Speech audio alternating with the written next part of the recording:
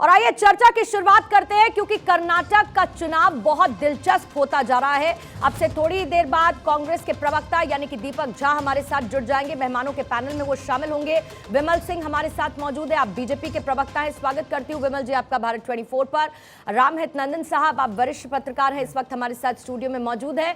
और AK मिश्रा जी, आप राजनीतिक विश्लेषक हैं, हमारे साथ स्टूडियो में मौजूद है। तीनों ही मेहमानों का स्वागत करती हूँ। और विमल सिंह, आप ही के साथ शुरुआत करते हुए, जय बजरंगबली। देखिए पूर्णिमा जी, कल जो है मंगलवार था और कल बजरंगबली का दिन भी था। और हमारी जो ईश्वर रूप जो जनता है कर्नाटका की, वो बजरंगबली का नाम लेकर सोई है। और आज सुबह उठी है तो बजरंगबली का नाम लेकर जो है ईश्वर रूप जो जनता है, वो विकास रूपी की जो सरकार जो विगत 3 सालों से, लगभग 3.5 सालों से कर्नाटका में चल रही थी, उसको दोबारा जो है मन बना लिया है कि हम विकास रूपी सरकार को दोबारा लाएंगे। देखिए जिस तरीके से इन्होंने प्रधानमंत्री जी, देखिए देश का जो प्रधानमंत्री होता है पूर्णिमा जी, वो ऐसा नहीं है कि वो भारतीय जनता पार्टी के ही हैं, वो देश के प्रधानमंत्री हैं। लेकिन आपने देखा किस तरीके से प्रधानमंत्री जी को वहाँ पे कई गलत शब्दों का प्रयोग किया गया। इसके साथ साथ आपने देखा कि हमारे मुझे पता ही नहीं चलता है कि कांग्रेस का मैनिफेस्टो जो बनाता है वो किस तरीके से बनाता है। आपने देखा कि हम लोग हिंदू हैं, हम ये जो है हमारा जो देश है वो एक राष्ट्रवादी देश है और हम सबको साथ लेकर चलने वाले लोग हैं, हम गंगा जमुना तहजीब की बात करने वाले लोग हैं। और देखिए बजरंग दल को बैन करने की मांग जो है वहाँ पे कांग्रेस के द्वारा किया गया। मैं इसकी बात नहीं करूँगा। भारतीय जनता पार्टी जो है हमेशा विकास के नाम पर चुनाव लड़ती है और हम विकास के नाम पे अभी भी कर्नाटका में चुनाव लेकिन ऐसा लगता है विमल जी, इंतजार में थी बीजेपी कांग्रेस कोई मुद्दा ऐसा दे दे जिसको आप कैच कर लें और उसके बाद उसको बुनाएं। और वो तो रामहित नंदन साहब, हमने देखा पूरे चुनावी कैंपेन के दौरान कि कैसे कांग्रेस की तरफ से दिया गया एक मुद्दा कैच किया गया। लेकिन आखिर क्यों? क्योंकि पिछली 5 बार में अगर हम देखें तो 3 बार हंग असेंबली हमें नजर आई। बीजेपी विकास की बात करती है, डबल इंजन की बात करती है, लेकिन कांग्रेस बात करती है 5 गारंटी की। ऐसे में जनता क्या सोचकर, वो वोटर्स क्या सोचकर आज कतारबद्ध नजर आएंगे जब अपने मताधिकार का वो इस्तेमाल करेंगे? क्या चल रहा होगा उनके मन में? देखिए, इसमें कोई शक नहीं है कि कांग्रेस बहुत स्ट्रांग पोजीशन में थी कर्नाटक में, और बीजेपी को कहीं ना कहीं ये लग रहा था कि हम हार ना जाएं। और बीजेपी ये सोच रही थी कि हम विधानसभा चुनाव के बहाने हम लोकसभा चुनाव की तैयारी करें तो वो बेहतर रहेगा। लेकिन कांग्रेस ने उन्हें एक के बाद एक कई मुद्दे दिए। जैसे कांग्रेस ने प्रधानमंत्री को गाली देनी शुरू कर दी, कांग्रेस ने ऊल जलूल आरोप लगाने शुरू कर दिए। हेगड़े ने कहा कि मुझे मरवाना चाहते हैं, मेरे परिवार को मरवाना चाहते हैं। फिर उन्होंने बजरंग दल की बात कर दी, जबकि ये हकीकत है कि PFI और बजरंग दल दोनों का कोई मुकाबला ही नहीं है। PFI एक बिल्कुल आतंकवादी संगठन है। PFI उससे पहले इंडियन मुजाहिदीन था, उसके पहले सिमी था, उसका एक पूरा इतिहास है। उसको बजरंग दल के साथ जोड़ना, इस तरह की बातें करना, ये कांग्रेस की मतलब जिसको कहें कि स्पष्ट रूप से तुष्टीकरण की नीति थी। तो उससे नुकसान हुआ।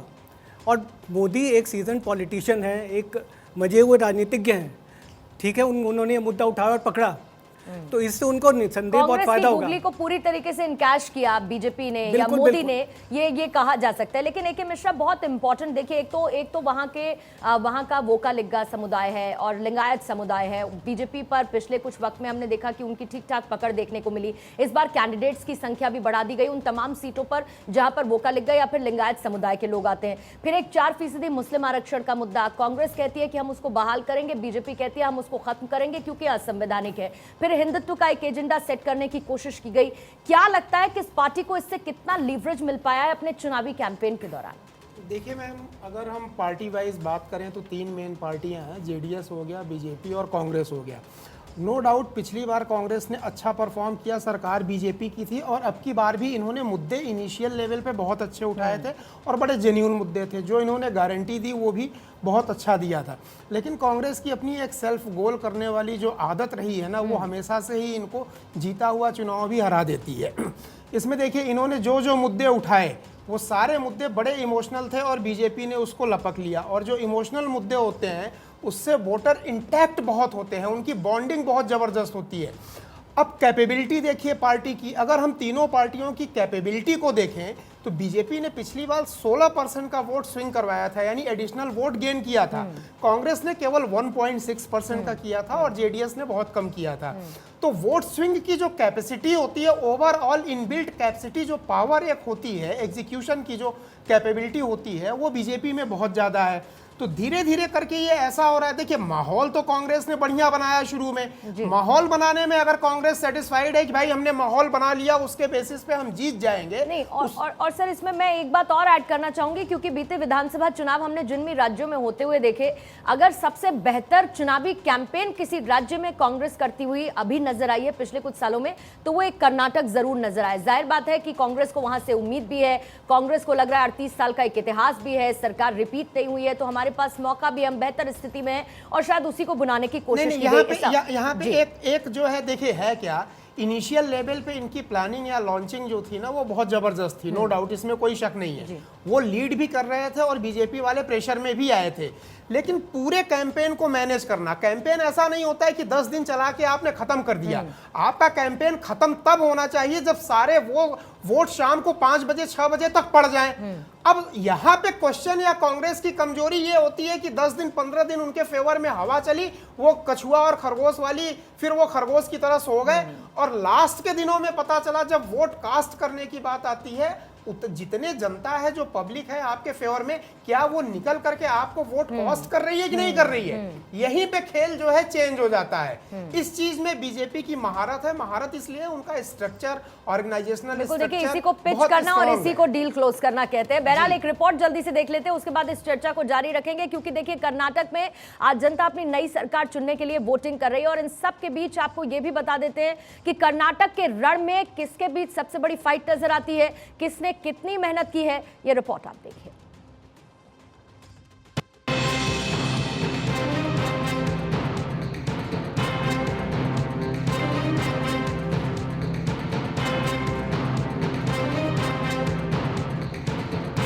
वोटिंग के लिए तैयार कर्नाटक, कौन जीतेगा इस बार, अब जनता तय करने को तैयार।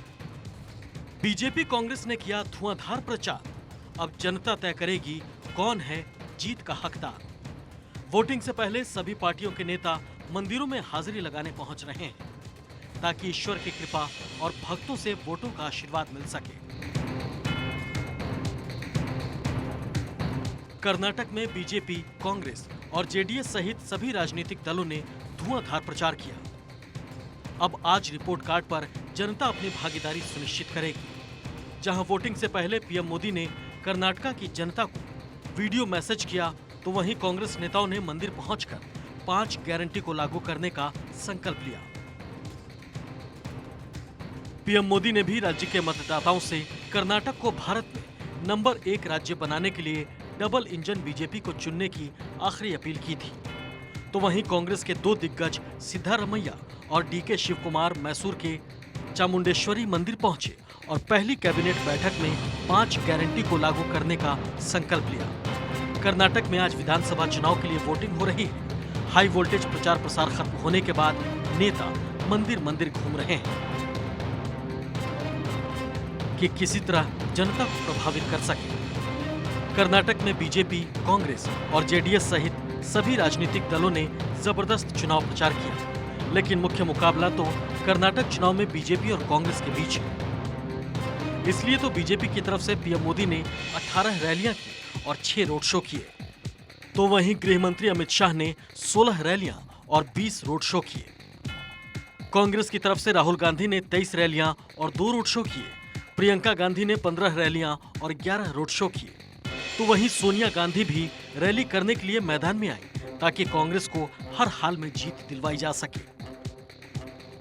बीजेपी और कांग्रेस दोनों के लिए कर्नाटक चुनाव 2024 का सेमीफाइनल है, क्योंकि बीजेपी जहां कर्नाटक से दक्षिण विजय के ख्वाब देख रही है, तो कांग्रेस वापसी से मजबूती की सोच रही है। इसलिए इस चुनाव में लोकल मुद्दों के साथ साथ राष्ट्रीय मुद्दों पर भी जमकर प्रचार किया गया। पीएम मोदी के अपमान से लेकर बजरंग दल पर बैन का मुद्दा रैलियों के दौरान छाए रहे। कर्नाटक चुनाव में इस बार मुकाबला काफी कड़ा होने वाला है। जहां बीजेपी पीएम मोदी और येदियुरप्पा के दम पर चुनाव में उतरी, तो वहीं कांग्रेस ने डीके शिव कुमार और सिद्धारमैया पर दांव खेला है। बागियों ने दोनों ही पार्टियों के लिए टेंशन खड़ी की, तो वहीं बीजेपी ने अपने 40% से ज्यादा चेहरे बदल दिए हैं। कर्नाटक चुनाव में इस बार सबसे हॉट सीटें हैं। वरुणा से कांग्रेस के पूर्व मुख्यमंत्री सिद्धारमैया और बीजेपी के वी सोमन्ना में कांटे की टक्कर है। शिग्गांव सीट से मैदान में है खुद मुख्यमंत्री बसवराज बोम्मई, जिनका मुकाबला है कांग्रेस के यासिर अहमद खान से। हुबली धारवाड़ सेंट्रल से बीजेपी के बागी और पूर्व मुख्यमंत्री रह चुके जगदीश शेट्टार कांग्रेस के टिकट पर मैदान में हैं। इनके खिलाफ बीजेपी ने महेश टिग्नाकई को उतारा है। तो वहीं चन्नापटना से जेडीएस नेता और पूर्व मुख्यमंत्री एचडी कुमार स्वामी का मुकाबला बीजेपी के सीपी योगेश्वर से होगा। कनकपुरा से कांग्रेस के कद्दावर नेता डीके शिव कुमार का मुकाबला बीजेपी के आर अशोक से है। चितापुर सीट से कांग्रेस अध्यक्ष मलाइका अर्जुन खड़गे के बेटे प्रियांक खड़गे का मुकाबला बीजेपी के मणिकांता राठौर से है। दोनों पार्टियां अपना हर दांव चल चुकी हैं। अब जनता की बारी है। जनता ही तय करेगी कि कौन उनकी उम्मीदों पर खरा उतरा और कौन होगा कर्नाटक का अगला मुख्यमंत्री। बीजेपी की वापसी या कांग्रेस को मौका, ये पता चलेगा 13 मई को। लेकिन आज जनता तय करेगी किसकी जीत किसकी हार, कौन बनेगा कर्नाटक का अगला सरदार। Bureau report, Bharat 24।